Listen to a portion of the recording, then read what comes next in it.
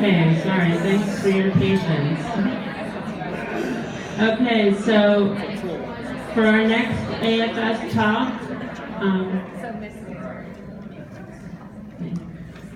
it's my pleasure to introduce Yes Malaysia alumna, Celine Yulin Lin. She's been with us all this week for the Changemaker workshop, so please welcome Celine.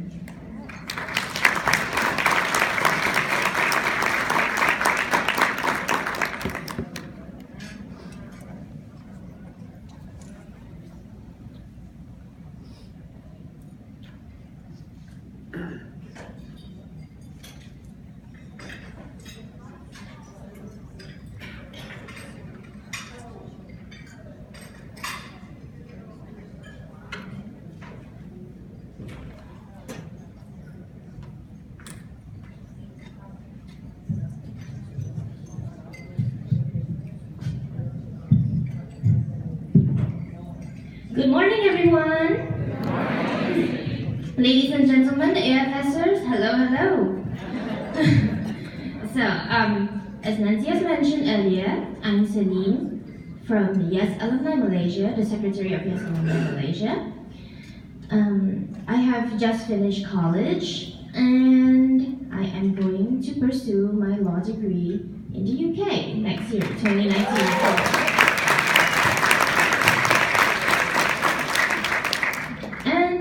Well, for the record, I'm not planning to practice as a lawyer. Irony, huh? But I'm planning to specialize in the field of human rights. But, thank you. So yes, it didn't all just start from nowhere. I don't want to give a cliche story here, really. But, well, let me share with you my yes experience. Just a brief one. But okay, I was hosted in Nashville, Tennessee. But when I was first notified that I was going to be in Tennessee, I was like, Tennessee? Where is that? Oh, hang on. Is that where tennis originated from? I'm sorry, but really I was ignorant. You know, from Malaysia, a typical teenager might think of America, New York, LA, Hollywood. Not Tennessee. Where the hell is that? So we consulted Mr. Google and we came up with, oh, it's well known for country music. And the odd thing is, I had no idea what country music was.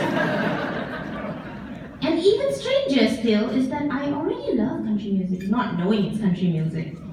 So, yeah. And when I got to Tennessee, it was even still more baffling. I met my host mom. She's a high school Spanish teacher who lives in America but eats all sorts of food. She cooked Mexican food, Spanish food, things like that. Now, she is a little introduction about her here. So, she is half an African American and half Caucasian. Amazing. That's mind-blowing enough. But even more still, when she told me she was Baha'i. I have never heard of it before. And at that point, I was really trying to figure out what she was trying to tell me. And then, coming from a majority Muslim populated country, later on, I found out that Baha'i is stereotyped to be in Malay we call it ajaran sesat. So in English it is, let's see, a sort of a wrong teaching kind of thing. So learning from Ms. Baji here really helped me because when I came back as an alumni, I was able to break the stereotype among our younger generations. Our younger Yes Alumni generations. What I learned from Ms. Baji, my host mom, is that all religion has a good intention. All means well. Every person, every human being deserves love and kindness. And from this, I really, really cherish her. So yes, I go to school. I had the experience of shadowing a student in a regular public high school, learning from how students with disability are able to go to a normal school. And then I went to the States School for the Blind, Tennessee School for the Blind, and I did many things I never dreamed I would ever be able to do. Yeah, I did arts. I got to paint, I got to do crafts. You never get to do that in Malaysia. And then I got to play golf. Jeez, amazing, huh? You gotta ask me about it later. No time to share, okay? Alright. And I learned to swim. I was on the blind national team for Tennessee. Even though I just learned swimming February? Yeah. And the competition was in May. Anyway. So, yes, that was an awesome experience. What I see from here is that it was very inclusive. I got to do a lot of things that usually in Southeast Asia, people like me will never have the chance to do, would never have it. And then, okay, to go on further, my host mom had to move states just 1 month before I returned to Malaysia, and I couldn't move with her. So I had to change host family. I loved her a lot, and I still do keep in touch with her. So my second host family is, my host mom in the second host family is a teacher from the School for the Blind. Her son is a blind. Now, Miss Badgie is a vegan. And trust me, I hated vegetable before I came to America. That was another mind-blowing thing. And my second host family was carnivores. Yeah. So that was complete opposite. I had both ends of it. But anyway, it was both very good experiences. And school, family, everything taught me that America has very amazing efforts in promoting inclusive society. Everyone from my local coordinator to my liaison person, Ms. Hernandez, they were all very supportive. They tried their very best.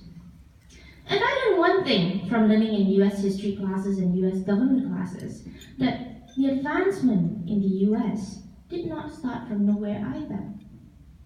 The people of America have a voice. They advocate everything from civil rights to equality. Everything that makes America amazing comes from advocacy. And so this really inspired me. On a different but related note, volunteerism, a value ingrained in every AFS. I mean, come on.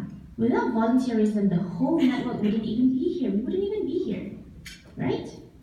So, volunteerism. We were taught to value volunteerism even before we came to America. Our alumni, who runs the orientations and prepare the students for coming to America, has told us how volunteerism is such a valued passion to them. And they told us, just a sharing session, and they told us that students who are able to volunteer for 100 hours and above during the exchange program are awarded certificates. And then I was like, 100 hours? In less than 6 months? Are you kidding? No way that's happening. That's impossible. But when I started to volunteer, by the way, I volunteered in many different aspects in the US, but one large one is helping to cook in a homeless shelter. So I spent hours cooking rice porridge for them. Okay, that's something very Asian, I suppose, but it kept them warm during the winter. So yes, volunteerism. When I started to volunteer, I fell in love with it. I felt that it was a favorite pastime. And more still when my host family, my liaison and all, come along and accompany, and also they were just excited to volunteer with me. So yes, volunteerism. But and also, apart from that, I forgot to share about my USA, Mobility International USA. Perhaps if some of you have heard from the very first day, there was some mention. So Mayusa is a body in the US that advocates strongly for disabled rights. And the beautiful thing about Mayusa is that they advocate not only for a single particular type of disability, but it's all about empowering the entire community of individuals with disability. And that's really awesome. Their efforts, they even go further afield to Africa to do outreach. And when the program ended, it got me thinking, what did all this mean to me? Advocacy, volunteerism? Is it just a passing value that I take out of the program? Is it just 6 months in a lifetime? No, it's not. It's a lifetime in 6 months. But when I start thinking further about it, it is not only a lifetime in 6 months. It is a lifetime from 6 months. From this 6 months, it started a meaning to me. It gave me a purpose in life. Now, why do I say so? Before ever thinking of coming to the America, in Malaysia, I know we are quite fortunate to many other countries that we do have certain accessibilities for disabled, but it was just that. And most often, we lament to no avail that our rights are fulfilled. And yet, in America, it has shown me that the voice of the people can make a change. And that sparked a flame. That gave me the center, the meaning of life. That from there, I am to build a path towards advocacy. It will not be easy, certainly, in Malaysia. It will be hard, filled with challenges. But I'll get there. I'm not yet the Secretary General of the UN, as reported in the Utopia Times, but you never know. So I am building a career towards legal studies and going to specialize in humanitarian rights. And all this would not have happened if I did not realize the two main values that I took out of the program. Oh, there are many other values, of course, but self-efficacy and volunteerism. And that is what drives me, what makes me who I am and who I will be in future. So yes, thank you for listening. Any questions, you can ask me anytime if you see me. Alright, thank you for listening. I love you all.